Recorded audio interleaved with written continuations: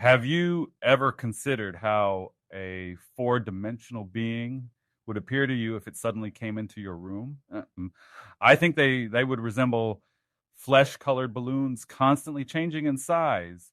We would see disconnected blobs of flesh, some attached to claws, teeth, lips, eyes, or hair. Let me tell you why. Think of it this way. Consider a two-dimensional world resembling a sheet of paper. How would you appear to the inhabitants of such a world if you tried to interact with them? The 2D creatures would only see cross sections of you as you intersected their universe. Your finger would look like a flat disc that grew in size as you pushed it through their world. Your five fingers might look like five separate circles. They would just see irregular shapes with skin boundaries as you entered their world.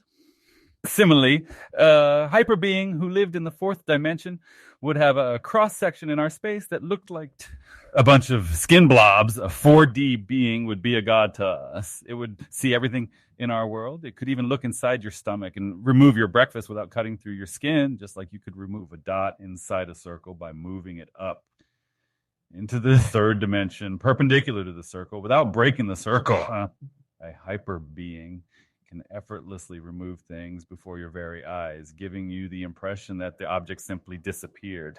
The hyper being can also see inside any 3D object or life form, and if necessary, remove anything from inside. The being can look inside our intestines or remove a tumor from our brain without ever cutting through the skin. A pair of gloves can be easily transformed into two left or two right gloves.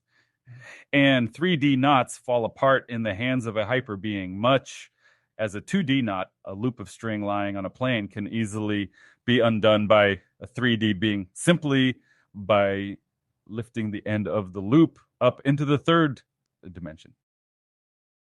This has been a Sheila Aliens Sheila Aliens production.